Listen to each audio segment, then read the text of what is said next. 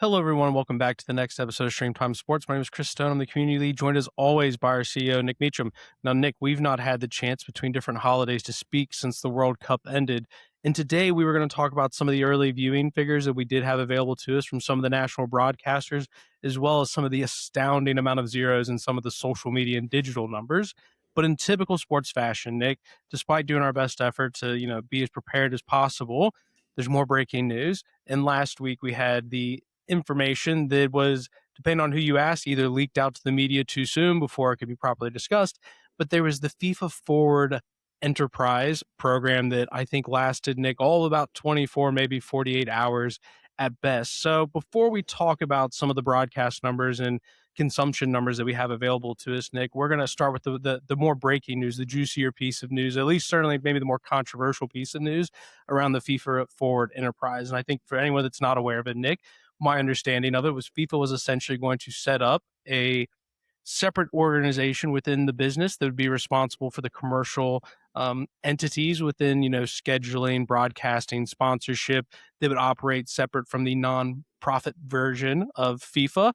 And I believe that equity stake was going to be a minority stake. They said that the private investors would not have any say, but we've talked about private equity enough, Nick, that even if they don't have say, they can certainly apply pressure. And I believe the initial advance payment was going to be $20 billion to FIFA, which they would then split across their member associations, I believe is what they call them. And that there'd be more money down the road, upwards of $40 billion, Nick, over the course, I think, to about 2037. Now, there's some political things tied in with that, with associations to family members within Donald Trump's family who'd be a part of it. There's certainly a lack of clarity as to how that private organization be run with money, and all these sorts of things. But ultimately, Nick, it lasted about 48 hours before, being led by UEFA and others. It was pretty much shot down. But Nick, interestingly, I'm one of those people, Nick. We won't get into politics. I know there's a few people in our circle that like to talk about politics quite a bit. I'm one of those like billionaires shouldn't exist people, Nick. But my initial thought, Nick, was screw FIFA.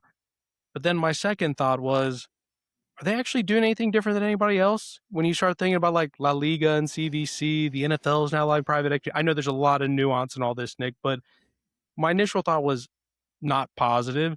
And then when I put my business sports pro hat on, I was like, I don't like how they were proposing to do it. I had a lot of questions about it, but I don't know if what they were trying to do is necessarily wrong when you think about other things we've seen in the industry, Nick. I think you've set it up pretty well. Look, I took a very bad week to take a holiday. I was on leave and I checked my phone. I tried to keep my phone away and intentionally stay away from it. And then I didn't have any of my work apps like live and kicking, but I did have like the SVT, the Swedish app, and it's come up on their news about this thing. And I'm like, okay. And then I went down the rabbit hole of looking online and going, no, this can't be happening again. But it's having a serious sense of deja vu from the European Super League stuff. It was basically almost rinse and repeat a situation of what happened before. But a couple of things quickly. I think the story broke from some reporting by Martin Ziegler. So he's very well connected, as good a journalist as there is in sports, and has broken a lot of these major stories. And I think he was one of the first to break this. Obviously, he got some tip-offs of what was going on. Some of the numbers you shared, I think, were slightly off the mark from what I understood. So I think the valuation was based at 20 billion. That's what it was, yeah. But they were looking to raise about 4 billion initially, which was basically going to be a cash injection to all the requisite member federations or member associations, which is like 211 of them. So basically a nice big fat check to give away 20% of the future commercials of this new commercial entity. And I think they would need to put more in to then actually run and operate this initiative. But to your point, yeah, we've been here before. We've seen other examples of it. It's not, the actual concept is pretty alike. Several examples we could probably point to. You think about La Liga, but you think about volleyball would be one of the obvious ones that stands out. Volleyball World, we've covered on this podcast a number of times and through other channels where that was separated out from the federation, and they could the commercial side completely separate and run that there. And there's other examples that do exist at the international federation level, and indeed other examples that exist at a national governing body level. So yeah, actually the approach is not atypical of what we have seen. But the caveat to all of this is just because you can get money doesn't mean you should. And in this instance, another example of FIFA's like, I think it's something like $5 billion is sitting in the bank right now. They don't need cash injection to like invest into development. They have 5 billion sitting there that's just collecting interest that they could definitely start distributing themselves first before starting to give away a part of this massive enterprise that is already a cash machine, basically. And I think the revenue is up nearly double from the last cycle. So it's on a huge trajectory. What's this money going to actually do? And we can go into the whys here, but it is astounding of all organizations to look to consider this type of thing in sports on paper. But you are right completely. It has been done before. And I think from everything we've seen up until this point, it's no surprising that FIFA's in the thick of this, and particularly Infantino with everything we've seen around hydration breaks, who he's been standing next to at all the requisite World Cup matches, etc., etc. Well, in terms of the valuation, Nick, and you are right the way you phrased that. Do you feel like that 20 billion is accurate? Do you feel like that would be getting FIFA its money back? Because I think one of the things we've talked about, Nick, is quite often some of these valuations that come in, like they can be really difficult for those organizations to match those valuations, or whether or not FIFA was going to struggle to get that much money anyways. I guess that's maybe part of the question. To your point, is why would they actually need all of this? I mean, there's obvious answers of it. It's right in your pocket right away, but it just comes across a certain way. Yeah, if you play that caveat of in good faith, there's good faith and Yeah. intent here, which is we'll go down the other line in a second. But if it's good faith that they seriously, and Infantino from all the reports are that no one around him appears to have known that this was happening. His offsiders or insiders or advisors, whatever you want to call them, are basically been super fast to distance themselves from this situation. I'm trying to think of where they could go. He's been adamant, the statements that have come out, that this is to drive the development of football right across the globe. Again, I point to the same things. There's already billions being distributed. Does this really move the needle in the future? And the question is, I mean, of course, so the answer could well be, yeah, it could definitely move it. But what we never see coming out of FIFA, we never see really coming from international federations these days, is any talk about the development of sport. This is the first time you'll hear about it. Otherwise, all you hear is it's reached billions of fans.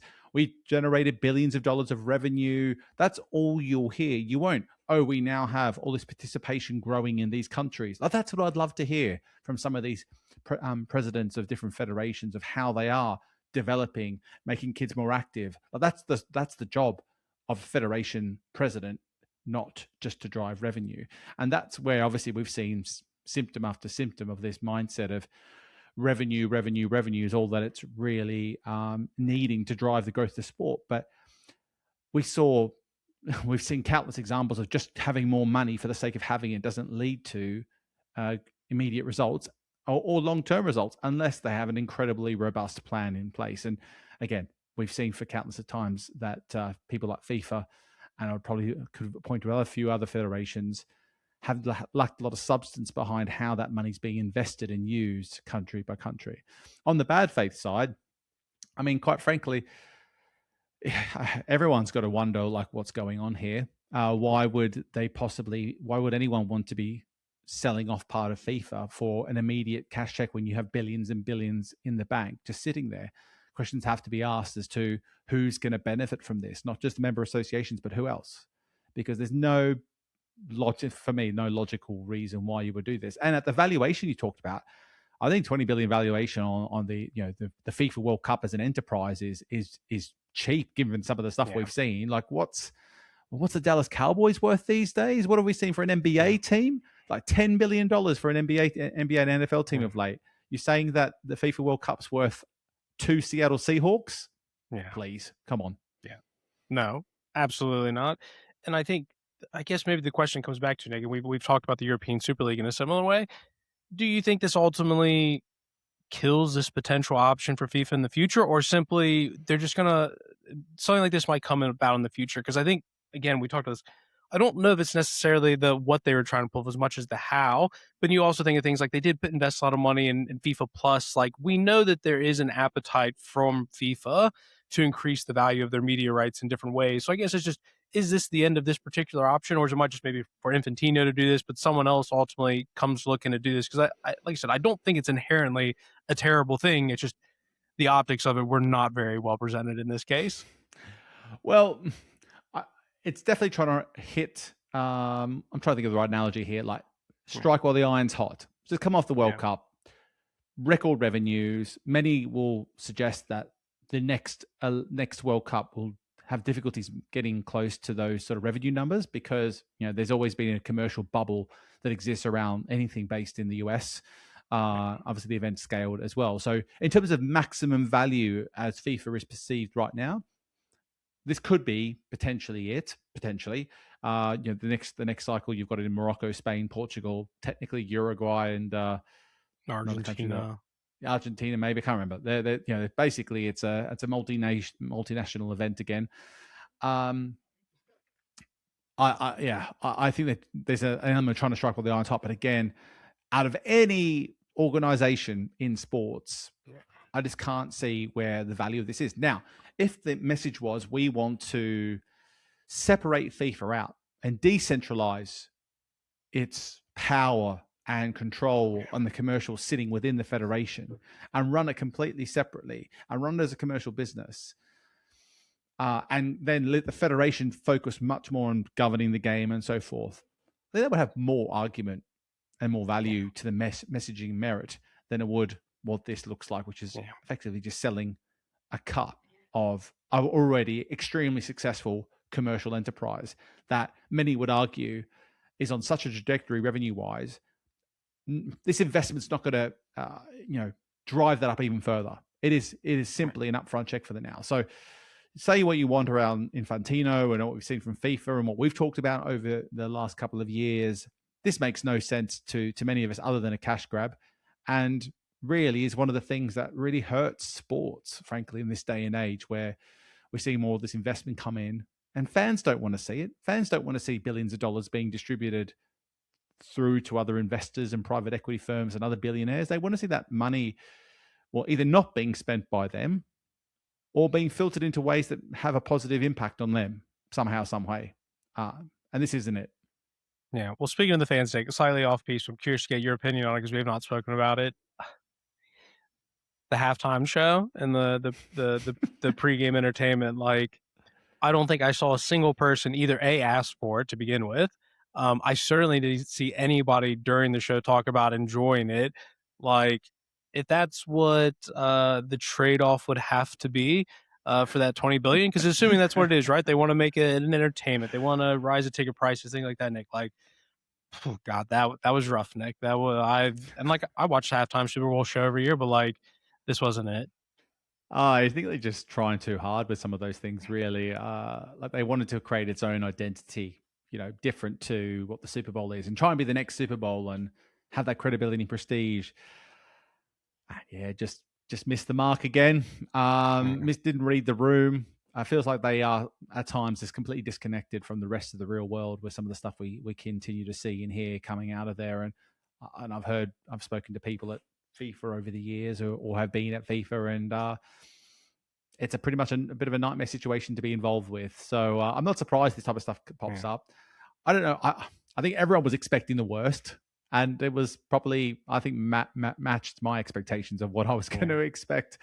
So I don't know how I actually would love to think of like what could be the way that could be done, and that would really work. And I actually think there's ingredients there that were smart. They had an array of major global stars rather than just the one big show. I thought that was quite a cool concept. They just tried way too hard and pulled too many gimmicks out of the hat, and it just fell flat. Yeah. Well, Nick, we've already started to receive some numbers. We will get more official numbers from Nielsen over the course of maybe even by the end of this week, by the time this podcast comes out. But we will hear things about the success of the tournament in terms of some of its viewership numbers. So we're going to go and kind of break some things down. We'll start with the traditional broadcast, work things into sort of the broadcast versus streaming because there's some interesting numbers there. And then we'll go into the social media numbers where there are some truly eye-watering large numbers, Nick.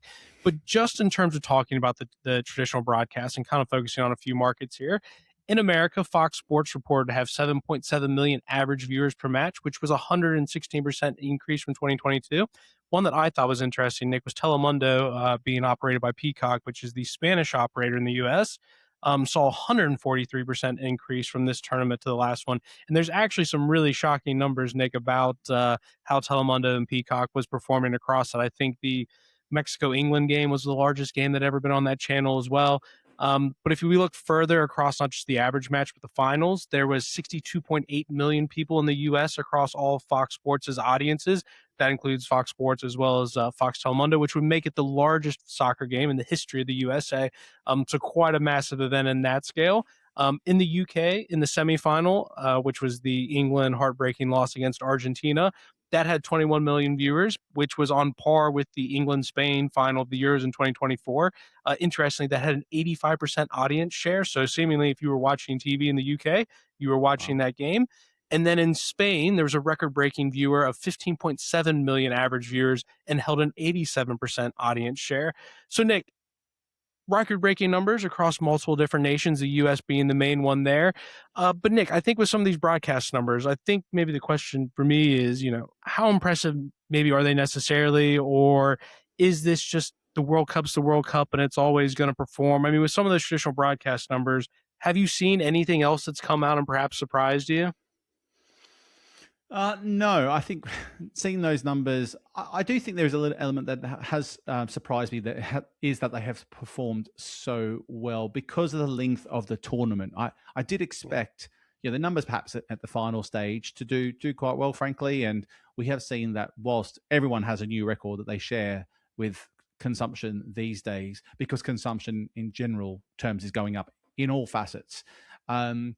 So it's difficult to delineate whether that means it's actually relative to current consumption trends, whether it is actually as big a record as it makes out.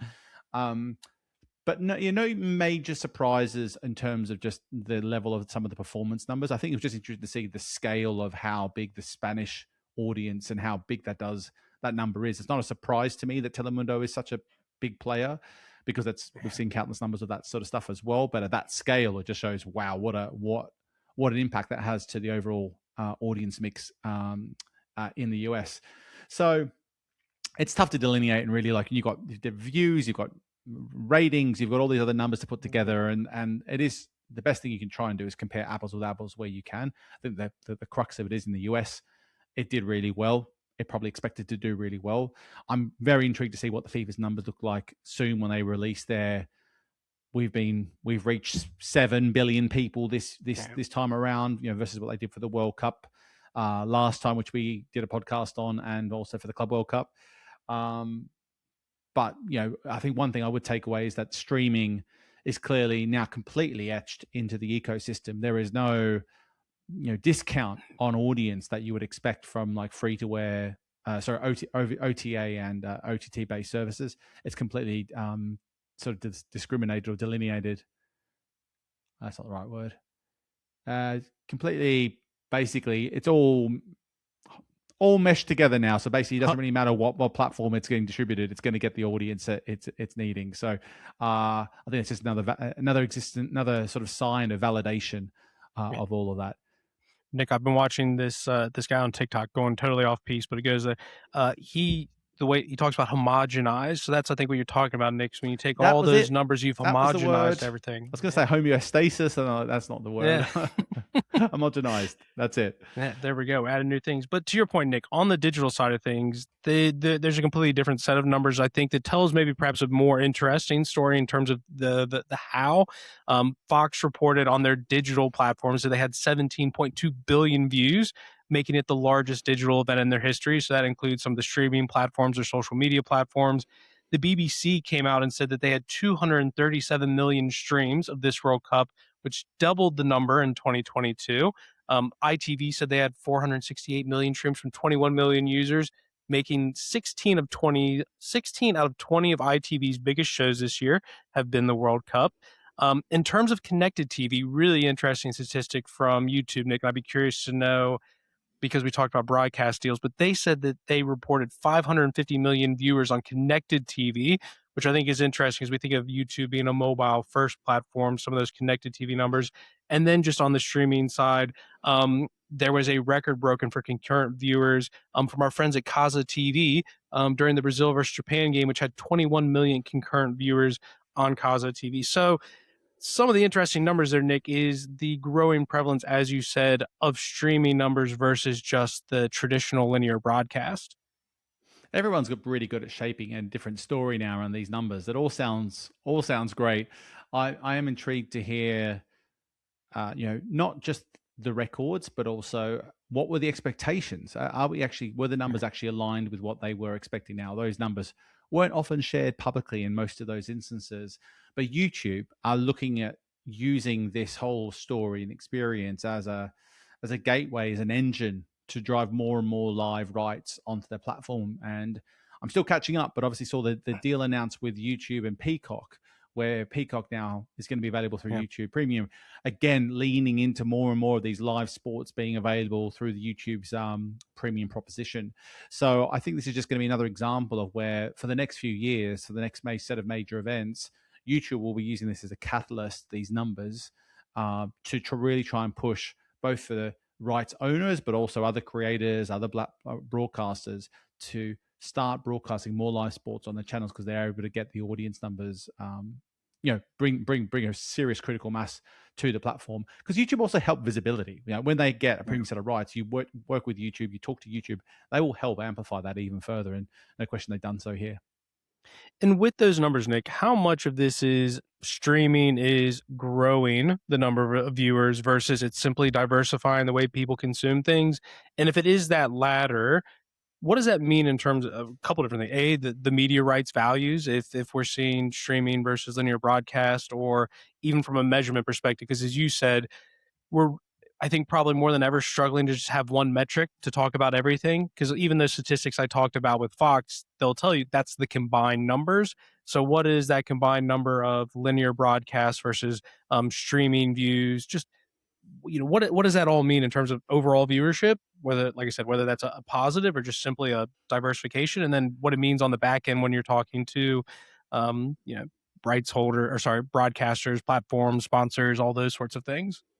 I think everyone's a little bit unsure of what to take from it all. I think you have to be both in the streaming landscape and over the air, like just point blank. Where I live here in Sweden, I don't have access to actual over the air TV. I've only got it through streaming, so I have access to all the requisite platforms, but probably a user error, but I couldn't get my connection working to get the local channels served to me. So I'm only using the streaming product. So, for example, the World Cup I would not watch probably, or would have struggled to watch it without that Yeah. connectivity.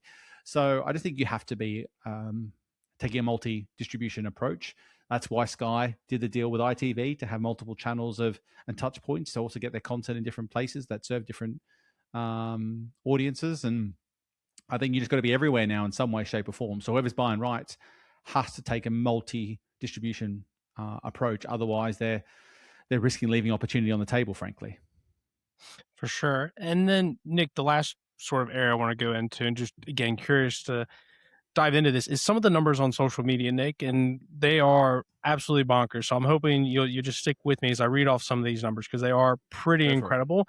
So we had both TikTok and YouTube as preferred platforms. We discussed beforehand sort of what we thought those would be, and I think there's still even amongst these numbers things to figure out. But according to numbers that TikTok went and distributed for everybody, the official FIFA World Cup account generated 28 billion views and 1.7 billion likes. Their account gained 55 million followers during 2026. The World Cup Hub, which we talked about, they were creating that sort of bespoke place for people to come, Mm-hmm. reportedly had 520 million visits, with 96 million fans participating in the Panini card collecting experience. And overall, using sort of the hashtag or just World Cup content in general, they said had 1.2 trillion with a T views on TikTok. Um, some absolutely just crazy numbers.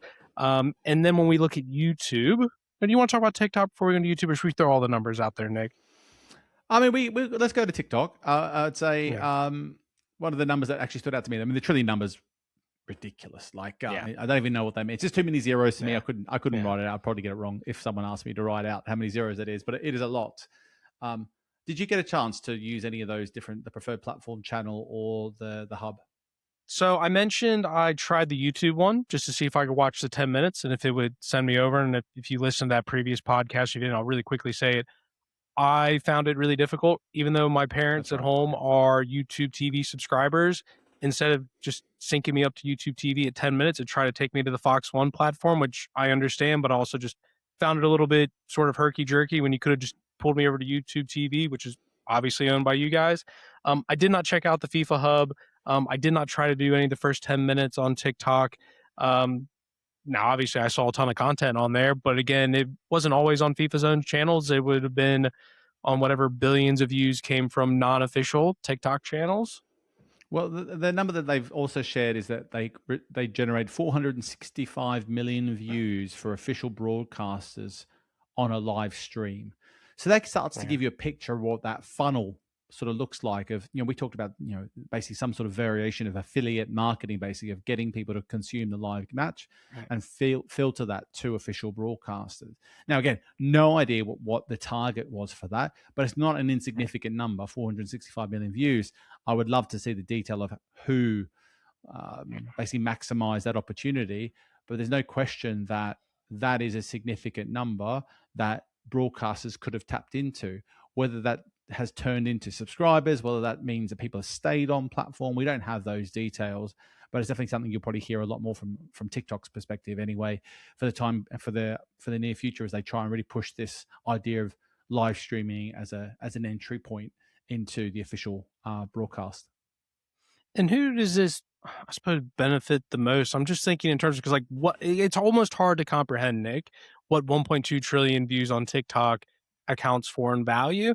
Whether that, as you say, that's the story you can go to tell broadcasters because TikTok has provided the 465 million views directly from broadcast channels. Like, what does that even provide for them? I got to go to an event with Meta the other week in New York City where we were talking about social media followers and things like that, and whether or not they actually see ROI on that or it's just good marketing. Like, I don't even know where to begin. Is that something that is better suited for advertisers and sponsors, not necessarily the rights holders? Like, it's such an incredibly large number, Nick. It's hard to even really comprehend how I would even begin to use that if I were in a negotiation, if I was FIFA or if I was TikTok. Like, just a really, it's such a bizarre, not bizarre, just incredibly large number. It is. I would say the main way they're going to get value from it at that scale is very much the sponsorship outlook. And not really advertising, because TikTok's not a platform like that per se. Although I'm sure you can buy advertising space, through through TikTok's channels. But for the rights owner themselves to maximize value, they will be looking to do sponsored content related sales, whether it be through official year-round sponsorship products through to more one-off deals. You're seeing a lot more brands now do like collab posts where they'll get on Instagram. I'm not sure about on TikTok, where they get added to and atted if they are connected with a social media post. So doing the highlights, and it'll be linked with a with a brand who wants to get access to that audience and visibility by sheer association, and they're able to add that in, which is a huge needle mover for those brands who just basically can effectively do a views by doing a deal with the requisite rights owner. So it does open up opportunities to drive more revenue through different types of digital sponsorship, sponsored content, ad sales, by having that sheer scale there. But also, if they can filter out that mix and be able to drive people to their official platforms, it also does serve more of a direct purpose for the broadcasters who have been a little unsure of what service this will provide for them, other than giving TikTok more live sports and moving people away from their respective own digital platforms. So I think it's hard to quantify whether that trillion converting into half a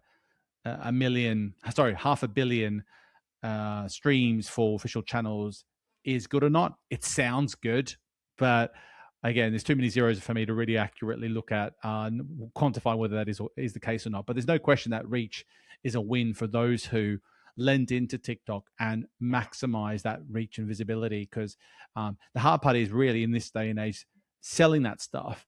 you've got to have a really good sales team in place with the right sort of tools and assets there, and otherwise you could have missed that opportunity quite easily. And I think there's some examples of stuff I've seen on YouTube where that has been the case for some. Well, what I think would be interesting, Nick, is maybe with the conversion part. And what you probably will never get information for is how many of those 1.2 trillion views came from people that actually watched the World Cup. Like, I'd be curious to know, like, did anybody Yeah. watch World Cup content that didn't? Because I saw an interesting question phrased, and I forget the exact wording. I won't get it verbatim, but it was like, what is a more valuable fan? Someone that watched a complete 90-minute game but never watched any social, or someone that watched 90 minutes worth of social content but never actually watched a game? Like, which one of those is actually a more engaged fan or a more profitable fan for you? And I was just sort of sat there thinking, like, if someone only watched the World Cup final, but they're never going to watch anything else, like, is that actually as valuable as someone that's engaged and spent all that time scrolling through social media, but maybe didn't watch the game? I thought it was an interesting way to phrase the question. I'm not sure I know the answer. Well, I did at my presentation at the investment event. I used Yeah. a study that I think Two Circles have presented previously, which has got how the non-highlights, so the non-live rights versus the live stuff, and how much it skews to the non-live side. Yet all the economics sit on the live side still first and foremost. So that margin is changing a bit. Um, for me, there should be no difference realistically, but the reality is the economic model does not serve both in an equal sense. Now, there is obviously an emotional connection that brands are looking for, that live sports generates, that non-live sports doesn't to the same capacity. And there's an argument, therefore, that content, that view is worth more because of that. But that is, again, not backed up with any science or data behind it, just a gut feel. Yeah, for sure. Well, if we look at YouTube, some of the numbers that came from their side, Nick, is again similar deal with TikTok with FIFA, essentially in terms of some of the content that was there, a lot of archived footage, some behind the scenes stuff. But they said that they've created, and this is where I'd be curious to know what the definition of this is. But in their press release, Nick, more than 200 billion lifetime views of World Cup related content. I've heard of views. I don't quite know what lifetime views is, but 200 billion sounds like a really good number as to what lifetime views. They had 1.7 billion unique viewers watch World Cup related content during the tournament. So that's roughly maybe just under a quarter of the population. Where are we at, Nick? We're around 8 billion people these days and climbing. Um, and then I also mentioned the 550 million viewers who consumed World Cup content on their TVs via YouTube, which again I think is an interesting trend in terms of we talked about before. YouTube should no longer probably be considered a mobile first platform. It is definitely, in terms of a consumer behavior, as much a big screen as it is a mobile. So Nick, YouTube also doing its thing. Again, some of the numbers would be interesting to your point because, like I said, my experience, I didn't necessarily have that smooth transition over after the 10 minutes. Be curious to know if anybody did, but those are the numbers I'd be interested in seeing, Nick. Yeah, the lifetime views one, I don't know what that is. I'm guessing Yeah. maybe all the content that's not also from the like historical included in those numbers. Yeah. Maybe that, like, it's not just the actual World Cup stuff itself.